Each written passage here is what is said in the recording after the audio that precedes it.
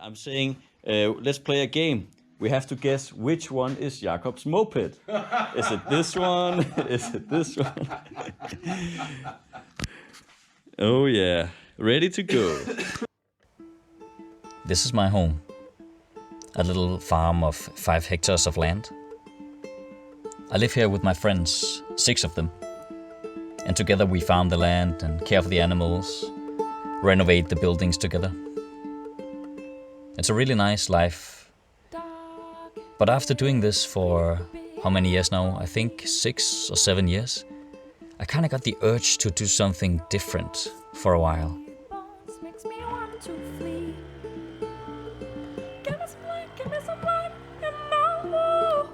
I had recently bought a little moped, and that's when I got the idea.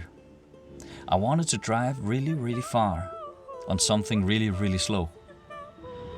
The idea of Iran had been in my head for a while, and now I felt like acting upon it. To Iran on my silly little 35 km/h Suzuki moped. My mission was this: to read a small children's book in the town square of Shiraz, the southernmost city of Iran, at least the southernmost major one. And you might ask, why would you drive all the way to Iran to read a freaking children's book? I mean, you could have read it right there. You had it in your hand like 10 seconds ago. Well, I guess you'll just have to wait and see, won't you? This is the slow story of a slow journey to Iran and back again.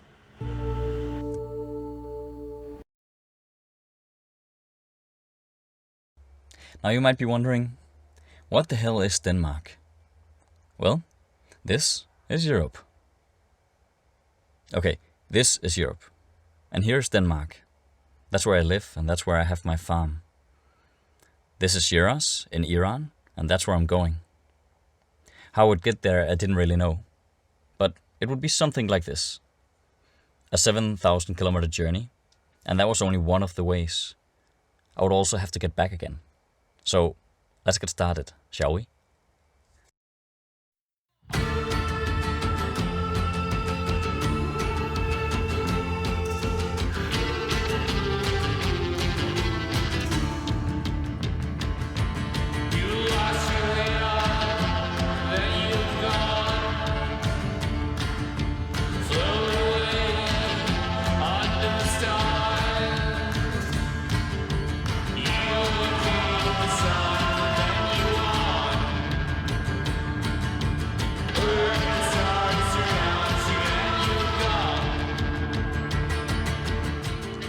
You know, back home, people told me, well, you can't get spare parts for this specific moped, so what are you gonna do if you have engine trouble?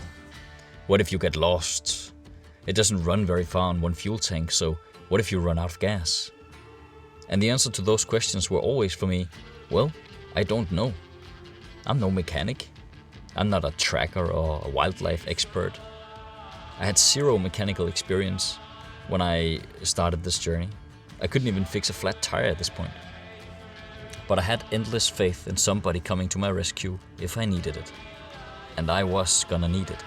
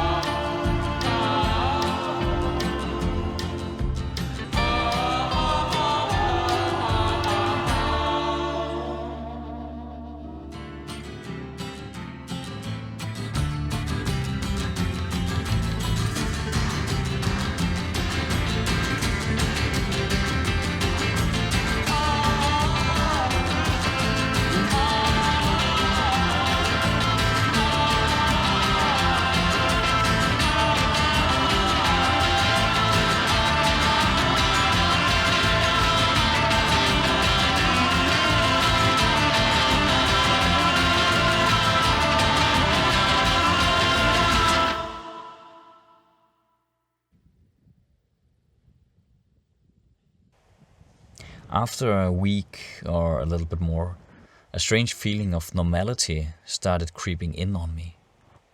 Suddenly I found myself doing the same thing as I did yesterday, and the day before that. And I'll do it again tomorrow as well. But once I made friends with it, I realized that I was like a little snail, carrying around my house, my routines. I felt stable. My mind felt at ease.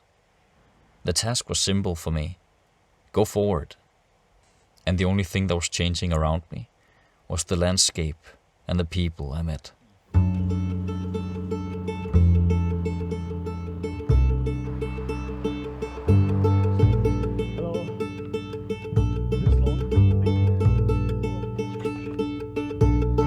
woke her one morning, touching something in her core. I guess you felt it one time, or many times before. Many times before.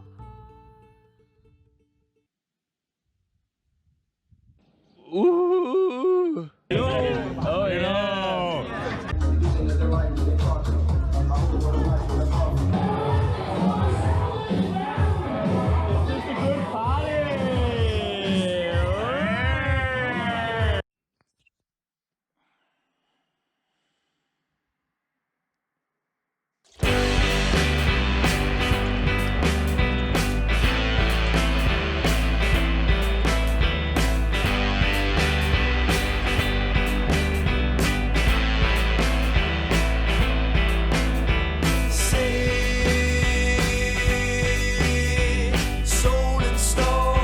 I carried my backpack on my back for the first 2 months. I shouldn't have done that. For now I was driving through Romania, and despite having a bad reputation in my home country, the Romanians were so helpful, so curious to what the hell I was doing in their country on a small children's motorcycle. I tried to tell them that it wasn't a motorcycle, it was a moped, and I was going to Iran to read a children's book in the town square of Shiraz. But somehow they didn't understand. Is it obvious? Or is it stupid?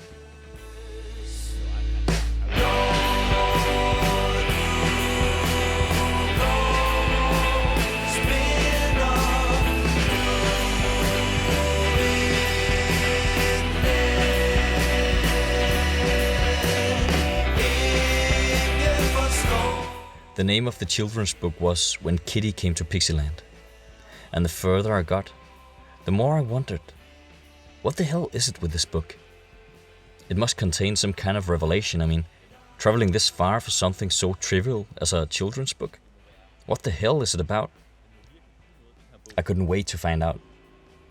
But first I got rejected at the border crossing of Bulgaria.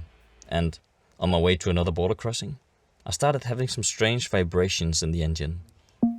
Not good.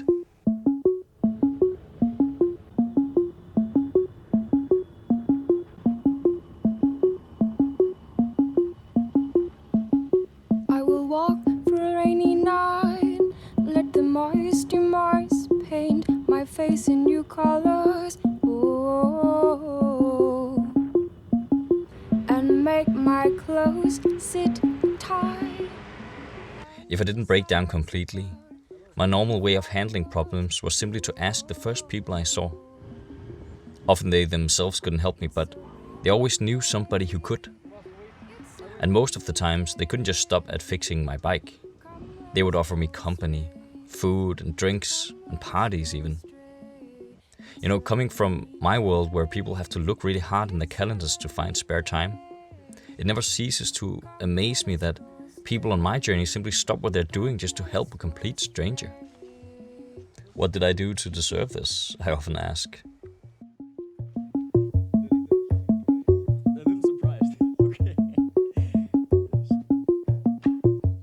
Let the drops fall harder. Do your tricks a little smarter. Taste my size as you lick my ear.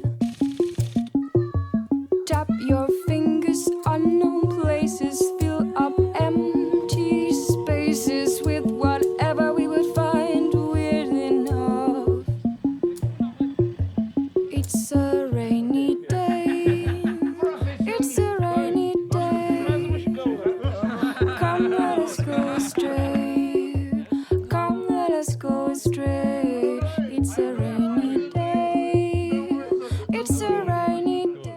Needless to say, I felt quite bad the next day, unlike this parrot, who had it alright, I think. But my moped was running smooth again, and so that reflected onto me. And things weren't that bad, actually. I always had issues crossing borders because of my moped without license plates. It really caused me a lot of problems, actually. But eventually I made it to Bulgaria.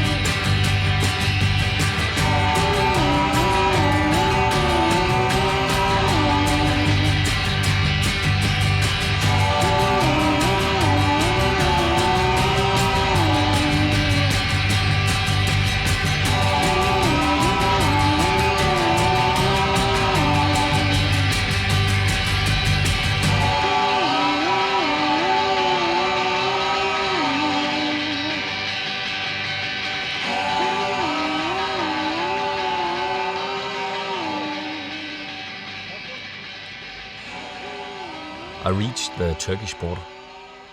For me, this was an amazing feeling. I set out from Denmark, a small, flat speck of land that nobody knows about. Maybe that's how I feel about myself sometimes. And here I was, soon to cross onto another continent, Asia. The distance I had traveled felt enormous, but quite little at the same time. A strange feeling, crossing thousands of miles. You would think somehow that it couldn't be done, and then suddenly, you've done it.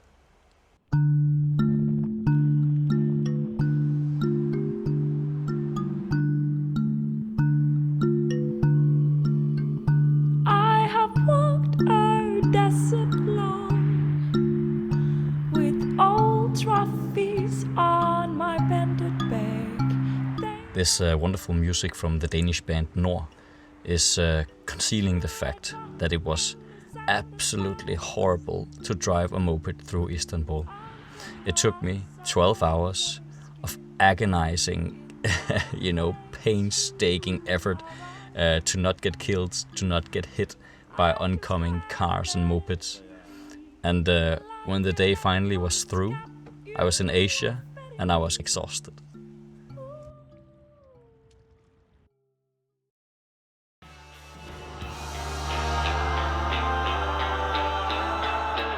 But another day arose, and I was on a mission to read the children's book in the town square of Shiraz.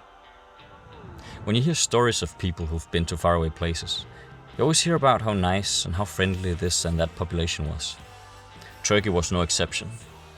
I was given so many free meals, I could barely count them. Even at restaurants, I was refused to pay the bill. I've always been surprised by the friendliness of people from other countries, and I think it's because that I live in a culture of fear and suspicion.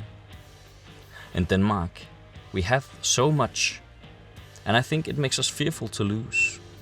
And when you're fearful to lose, you're inclined to think the worst of people, of mistrusting.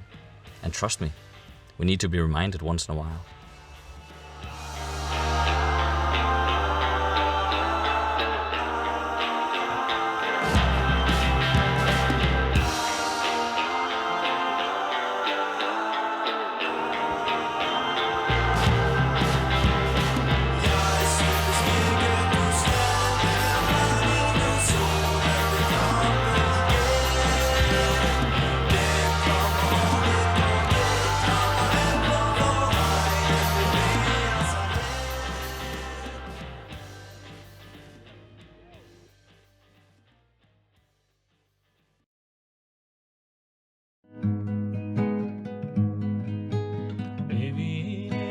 The further I got into Turkey, the more problems I had with altitude. The moped was simply not getting enough oxygen for the combustion in the engine. At least that's what I theorized at the time. So I decided to park the moped and simply hitchhike into Iran towards Shiraz. Having never hitchhiked in that part of the world, I was very curious to see how easy it was going to be. And I was surprised.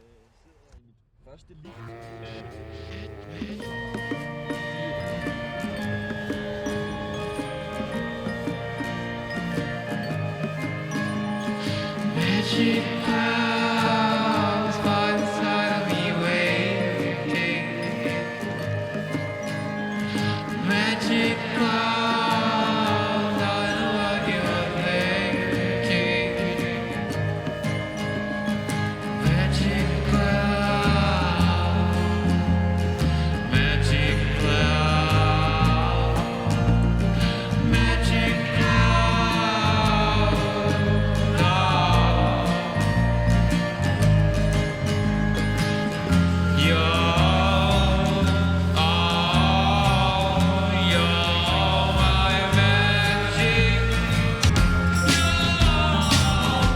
I left Tehran in the direction of Shiraz.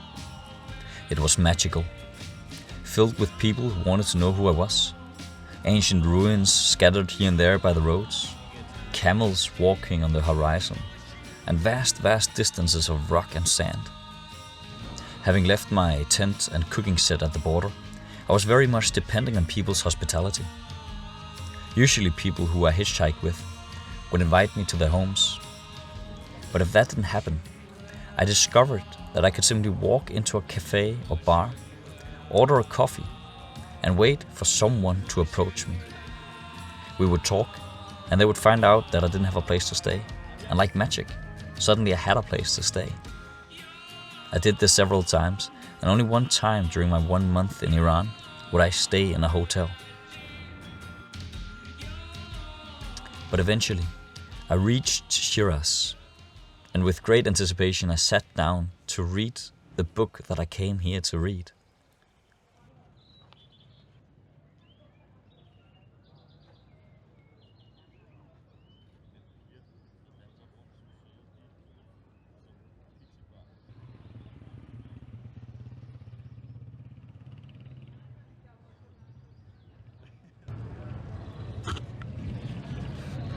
Okay, min umiddelbare reaktion, det er fandme en fucked up fortælling. Det er en helt langt ude fortælling. Så jeg kan lige opsummere kort, at den handler om... So the book was about a cat coming to some kind of fairy tale land. The similarity between me and the cat was striking, yes I know, I thought about it as well. But I felt quite hollow afterwards. I mean, after all, it wasn't that great of a story, and I felt quite stupid for writing that far just for that. Of course, I knew that the book wasn't the point of it all. It was the journey that mattered, you know, and all that. I knew that, but I still felt sad and lonely. Shiraz was touristy and I didn't know where to go. So I decided to go home. It was no small task, but I felt better immediately.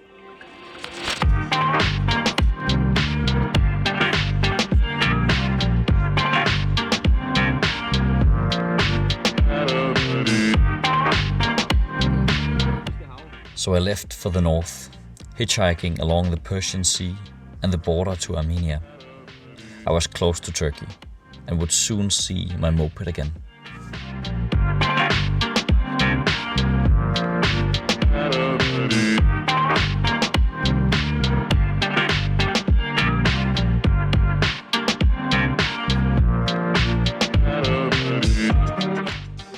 Somehow I couldn't believe it. It was exactly as I had left it. So I packed my bags, said goodbye to the very nice man who'd looked after the moped, and set my way north towards Georgia, where I had found out that I could catch a ship towards Ukraine over the Black Sea. It was a long drive, but I was so happy to be back on the road again, back to my snail house.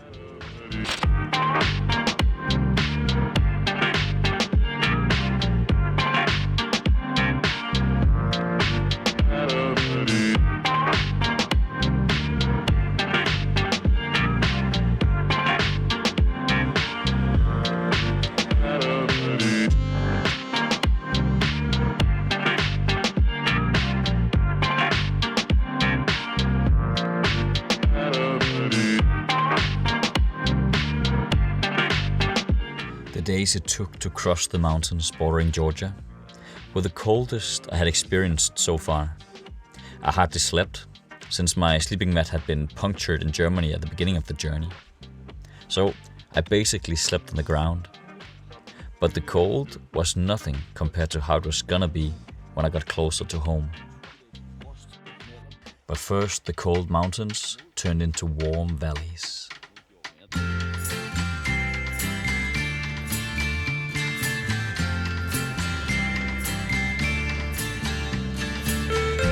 The warmth and the beauty touched something that I cannot explain very well.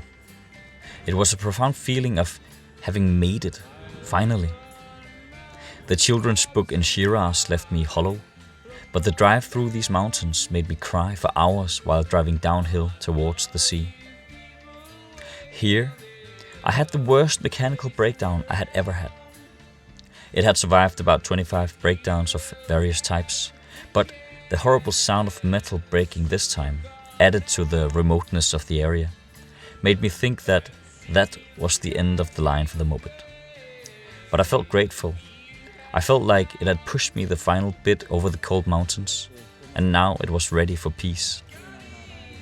After about 2 minutes of contemplating my trip's destiny, an orange truck came by, and once again, unbelievably, someone helped me out of my very stupid situation. Crazy trip.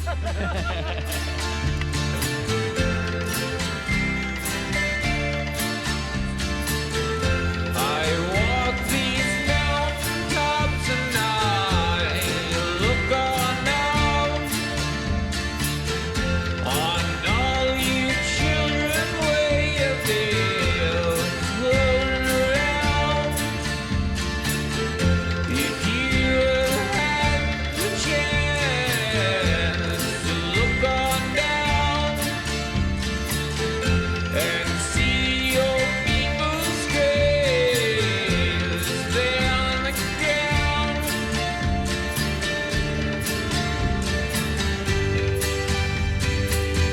God ease my mind.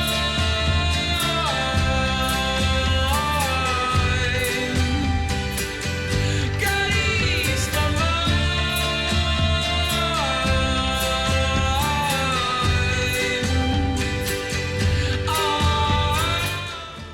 Where are you from? From Denmark. Denmark. Yes. You come by this bicycle? Yes, I come by this one. Iran? Denmark to Iran, Iran to Denmark. This one. Wait, you start in Denmark, Yes, go Iran, yes, after that Georgia, yes, and back Denmark. yes. Dani, ja, Dani. Ben çavida İran, İran'ı da nasıl akademisi İran'ı. Ami. Joke? Joke? No, it's true.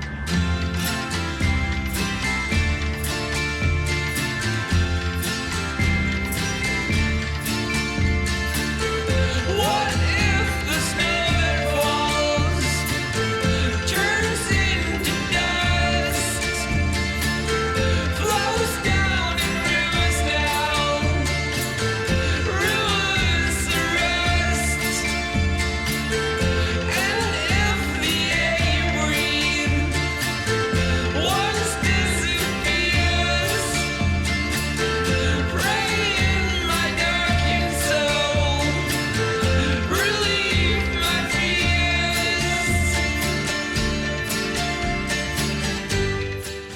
I was finally back in Europe.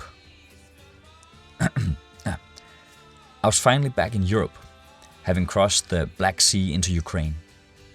I really longed to get home, so I drove on. I crossed into Moldova, or so I thought. Actually, I crossed into Transnistria. A lot of you may know about it. I didn't when I met it. It's not technically a country, since no other country recognizes it as one, but it is practically a country. They have their own money, their own football team, a very corrupt system, and many wonderful people. It's the last piece of the Soviet Empire, and they refuse to fall along with the rest. I randomly met a biker gang who thought I was on a crazy journey, and they equipped me with warm gloves, thank God, and gave my moped a loving hand. На здоровье. Чин-чин, на здоровье, поехали. Да. Transnistria forever!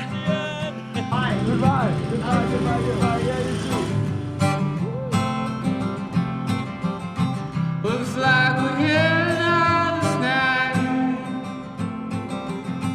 Oh, is that dust in your eye?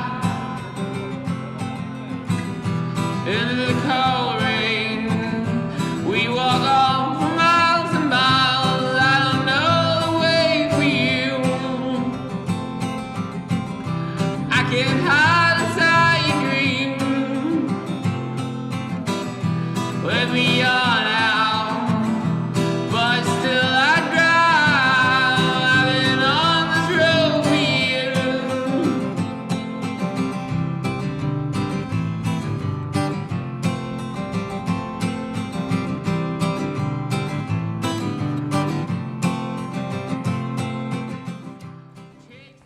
Had it only stopped there, I could say that the way home had been rather pleasant. I was only about 1,000 kilometers from home, but things really turned against me. I punctured my tire about 6 times in 7 days, and unable to repair it myself, I needed help each time.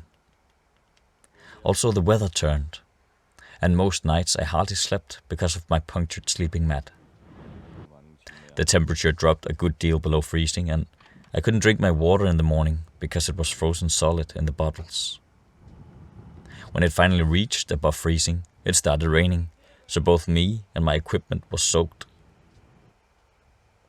I was definitely underprepared for this journey, and at times it felt reckless and naive. But soon I reached Germany, and only a ferry separated me from my home country.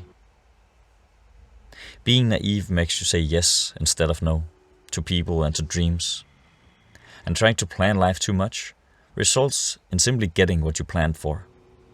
And I don't know about you, but I don't trust my poor imagination to come up with any kind of grand plan for anything. Driving for hours in the cold night, I finally reached my farm and my friends.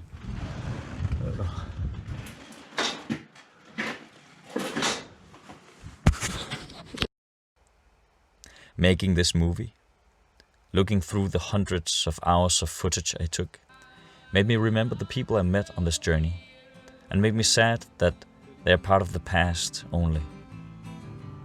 I dedicate this little video to them.